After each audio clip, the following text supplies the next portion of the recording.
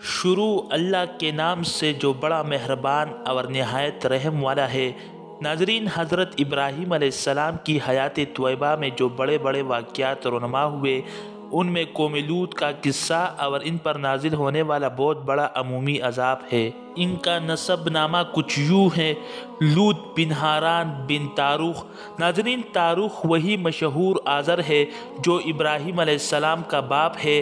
حضرت لوط علیہ السلام ابراہیم علیہ السلام کے بھتیجے تھے، کیونکہ ابراہیم علیہ السلام اور ہاران آپس میں بھائی تھے، اور یہ بھی کہا گیا ہے کہ ہاران وہی شخص ہے جس نے حران شہر کی بنیاد رکھی، لیکن یہ قول ضعیف ہے اور اہل کتاب کی تاریخ کے مخالف ہے۔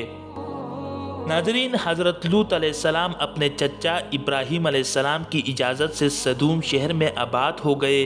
یہ علاقہ آباد اور کئی بستیوں پر مشتمل تھا۔ یہاں کے رہنے والے لوگ فاسق و فاجر اور بدترین کافر تھے، اور سیرت کردار میں تمام دنیا سے بدترین تھے۔ راہی گیروں کو لوٹتے اور مجلسوں میں برا کام کرتے تھے، اور ایک دوسرے کو برے کام سے نہ روکتے تھے بلکہ وہ خود بھی وہ برا کام کر گزرتے تھے۔ یعنی یہ لوگ بد کردار عمل والے لوگ تھے۔ وہ لڑکوں سے بدفعلی کرتے تھے اور عورتوں کے قریب نہ جاتے تھے۔ ناظرین، ان کو حضرت لوط علیہ السلام نے اللہ کی طرف بلایا کہ ایک اللہ کی عبادت کرو جس کا کوئی شریک نہیں، اور ان کو برائی اور بے حیائی کے کاموں سے روکا، لیکن وہ ان کاموں سے نہیں رکتے تھے بلکہ مزید سرکشی اور گمراہی میں بڑھتے ہی گئے اور کفر کی راہوں پر قائم ہی رہے۔ پھر اس کے نتیجے میں اللہ نے ان پر ایسا عذاب بھیجا جو ان کے وہم و گمان میں نہ تھا، اور ان کو اللہ تعالیٰ نے بعد میں آنے والوں کے لیے نشان عبرت بنا دیا۔ اسی وجہ سے اللہ تعالیٰ نے بہت مقامات پر اپنی کتاب مبین میں بیان فرمایا ہے۔ ناظرین، سورہ اعراف میں ارشاد ہے: وَلُوطًا إِذْ قَالَ لِقَوْمِهِ أَتَأْتُونَ الْفَاحِشَةَ۔ اور اسی طرح جب ہم نے لوط کو پیغمبر بنا کر بھیجا تو اس وقت انہوں نے اپنی قوم سے کہا کہ تم ایسی بے حیائی کا کام کیوں کرتے ہو کہ تم سے پہلے جہاں والوں میں سے کسی نے نہیں کیا، یعنی خواہش نفسانی پورا کرنے کے لیے عورتوں کو چھوڑ کر لونڈوں پر گرتے ہو۔ حقیقت یہ ہے کہ تم لوگ حد سے گزر جانے والے ہو۔ ناظرین، حضرت لوط علیہ السلام اپنی قوم کو بار بار سمجھاتے رہے، لیکن ان پر حضرت لوط علیہ السلام کی نصیحت کا کوئی اثر نہ ہوا، بلکہ وہ الٹے ان کے خلاف ہو گئے اور مجبور کرنے لگے کہ اگر تم ایسے ہی نیک پاک ہو تو اس بستی سے نکل جاؤ۔ حضرت لوط علیہ السلام نے اپنی قوم سے کہا: میں ڈرتا ہوں کہ تم پر خدا کا کوئی عذاب نہ آ جائے، اس لیے بہتر یہی ہے کہ ان برے کاموں سے باز آ جاؤ اور خدا کے نیک بندے بن جاؤ، تاکہ اپنی دنیا اور آخرت کو سنوار سکو، اور یقین کرو مجھے اللہ نے تمہاری طرف اپنا رسول بنا کر بھیجا ہے۔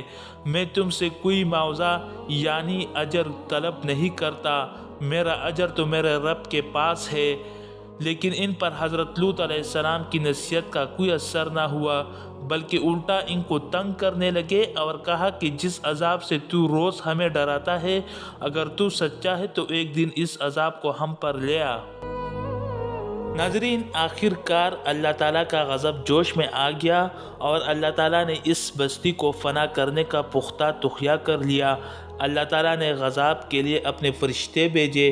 یہ فرشتے سب سے پہلے حضرت ابراہیم علیہ السلام کے پاس آئے اور ان کو حضرت اسحاق علیہ السلام کی پیدائش کی خوشخبری سنائی، اور جب انہوں نے بتایا کہ ہم فرشتے ہیں اور فلاں بستی پر عذاب لانے کے لیے بھیجے گئے ہیں، تو حضرت ابراہیم علیہ السلام چونکہ نیک بندے تھے اور دنیا کی بھلائی چاہتے تھے، اس لیے وہ فرشتوں سے جھگڑنے لگے کہ ایسا نہ کرو، اس بستی میں اللہ کا نبی لوط علیہ السلام بھی رہتا ہے۔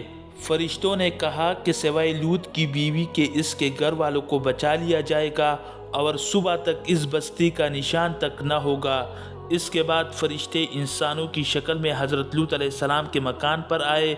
فرشتوں نے حضرت لوط علیہ السلام کو بتایا کہ ہم اللہ کے بھیجے ہوئے فرشتے ہیں، تم کوئی اندیشہ نہ کرو، صبح تک اس بستی کا دنیا کے تختے پر نام و نشان تک باقی نہ ہوگا۔ تم اپنے گھر والوں کو لے کر رات کی تاریکی میں اس بستی سے نکل جاؤ، لیکن تمہاری بیوی اس عذاب سے نہیں بچ سکتی۔ چنانچہ رات کے آخری حصے میں حضرت لوط علیہ السلام اپنے گھر والوں کو لے کر اس بستی سے نکل گئے۔ اگلے دن یہ بستی کنڈرات کا ایک ڈھیر تھی۔ اللہ تعالیٰ نے اس قوم پر پتھروں کی بارش کی اور زمین کو ان پر الٹ دیا، اور اس طرح حضرت لوط علیہ السلام کی قوم صفائے ہستی سے مٹ گئی۔ ناظرین، یہ تھی ہماری آج کی مکمل کہانی۔ اسی امید کے ساتھ ہمیں اجازت دیجیے کہ آپ کو ہماری ویڈیو پسند آئی ہوگی۔ ملتے ہیں بہت جلد ایک نئی تاریخی، تحقیقی اور معلوماتی ویڈیو کے ساتھ۔ اللہ رب العزت آپ کا حامی و ناصر ہو۔